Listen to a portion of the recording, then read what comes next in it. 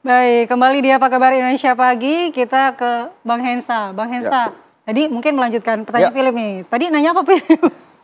Ini kan kalau kita lihat bagaimana kemudian approval dari publik ini kan begitu tinggi kepada Prabowo Subianto. Apakah ini merupakan efek dari pertemuan dengan Ibu Mega? Salah satunya mungkin demikian ya. Tapi kita lihat ada dua occasion yang rakyat mengagumi langkah Pak Prabowo. Yang pertama adalah pertemuan dengan para pemret. Kemudian yang kedua pada saat dia menghadiri sarasihan ekonomi. Nah di situ Pak Prabowo melakukan dua hal yang jarang sekali dilakukan oleh pemimpin negeri ini. Yang pertama dia mengakui kesalahan dan kekurangan. Jadi iya ini memang komunikasi saya kurang nih, makanya saya coba perbaiki. Termasuk dengan para pelaku pasar. Kemudian yang kedua dia pasang badan. Kalau ada menteri-menteri saya yang salah itu salah saya. Saya emang pengennya kerja-kerja di awal. Nah itu buat rakyat Indonesia sangat baik tuh. Angkat topi ya bisa angkat topi ya. Dan artinya memang Presiden Prabowo ini benar-benar bertanggung jawab dan bersiap scaling up untuk memperbaiki hal-hal yang memang harus diperbaiki. Termasuk misalnya reshuffle dan lain-lain lah. Tapi rekonsiliasi politik juga dilakukan. Pertemuan dengan Ibu Mega itu dianggap sebagai hal yang luar biasa dan kemudian menenangkan secara politik. Walaupun untuk partai-partai politik yang sudah berada di koalisi, ini bikin deg-degan juga. Makanya kemudian ada partai politik yang pagi-pagi sudah mencalonkan. Bukan sudah mencalonkan Pak Prabowo sebagai calon presiden 2029. Ini kan mungkin karena Pak Prabowo itu kan sebetulnya nggak suka menteri-menteri yang gaduh ya. Kebetulan si partai ini menterinya tuh emang banyak yang gaduh tuh. Dari pagar laut lah, minyak kita lah dan lain-lain. Tapi itu yang terjadi. Balik lagi ke pertanyaan Philip tadi. Jadi optimisme itu dilihat dari bagaimana Pak Prabowo kemudian mau memperbaiki kesalahan dan kemudian beberapa program-program yang dirasa memang baik. Program Koperasi Merah Putih yang 5 miliar per koperasi, ada 80.000 koperasi, itu kan sekitar 400-an triliun. Itu mungkin untuk masyarakat desa dan masyarakat di beberapa kelurahan di Indonesia itu mungkin dianggap sebagai sebuah hal yang bisa memperbaiki kesejahteraan mereka. Hanya memang nanti perlu dibuktikan ini jalan atau tidak nih program-programnya. Kalau secara konsep baik, kemudian dipuji oleh masyarakat sehingga tingkat optimismenya juga naik, approval ratingnya juga naik, tinggal nanti pembuktian bagaimana apakah program-program ini bisa diimplementasi dengan baik. Nah pembuktiannya ini kan tidak hanya di dalam negeri ya Bang Hensa ya, artinya kan ini kan juga akan berpengaruh terhadap perkawanan internasional. Seperti apa dampaknya? Loh, kalau kita lihat kan memang Pak Prabowo tuh luar biasa ya, cukup dikenal dan cukup humble gitu di kalangan internasional. Banyak sekali menghadiri pertemuan-pertemuan internasional yang penting, tapi internasional adalah satu hal gitu. Misalnya bagaimana cara menghadapi tarif Trump. Pak Prabowo kan bilang tuh di pidatonya, ya kami menghargai tapi kami tidak akan ngemis-ngemis, kita harus mandiri.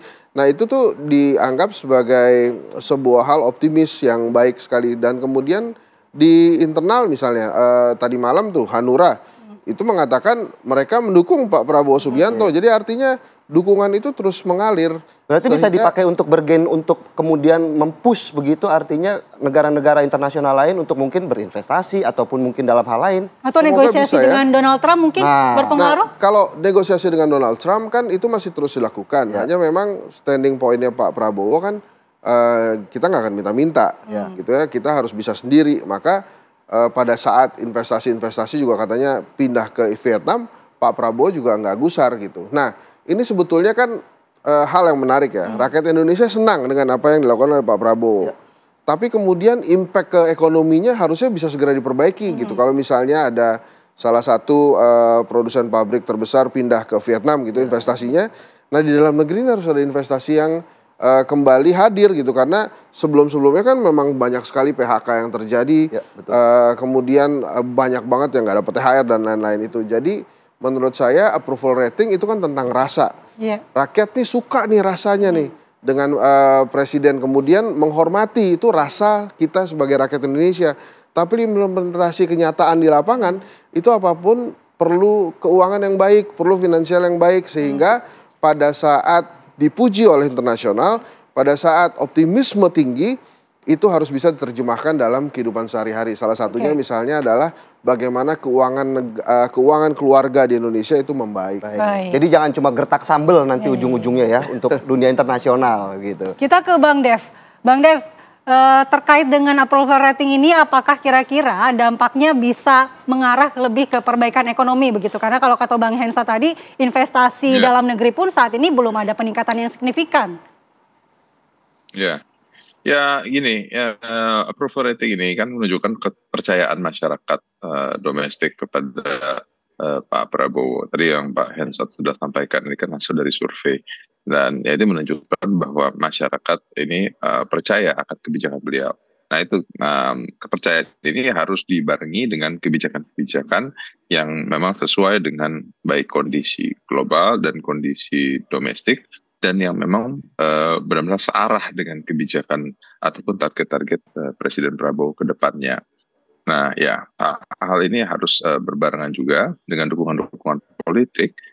Kenapa pentingnya dukungan politik ini? Agar memastikan kebijakan-kebijakannya itu tidak menjadi bahan serangan.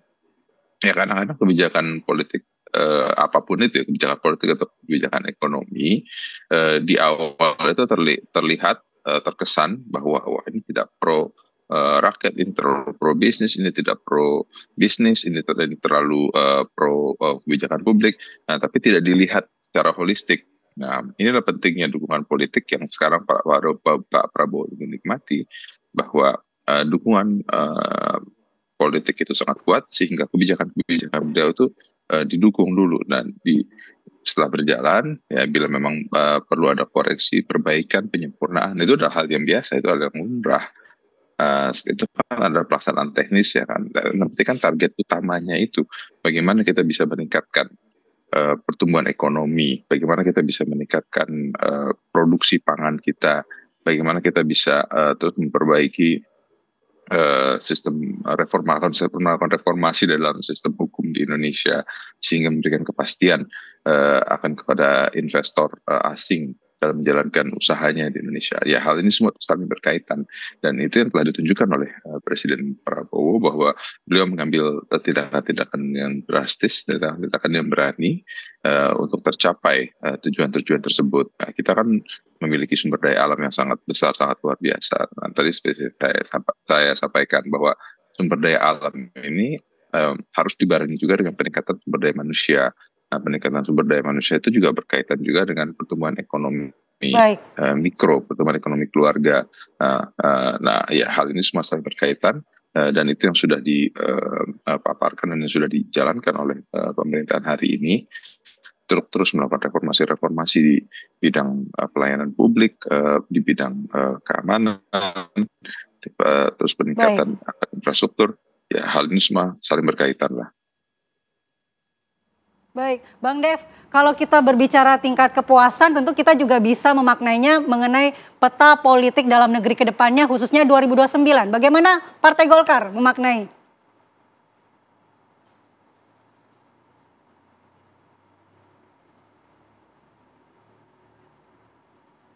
Ya, Bang Dev. Baik, sepertinya Maaf, kami ada terputus-putus Mbak, tadi pertanyaannya gimana? Oh, baik. Ya, Bang Dev, kalau kita berbicara tingkat kepuasan, ini kan tentu berkaitan dengan peta politik dalam negeri ke depannya, khususnya 2029. Bagaimana Partai Golkar melihat ini? Ya, 2029 kan masih cukup lama ya. Sekarang ini baru mau ke pertengahan 2025.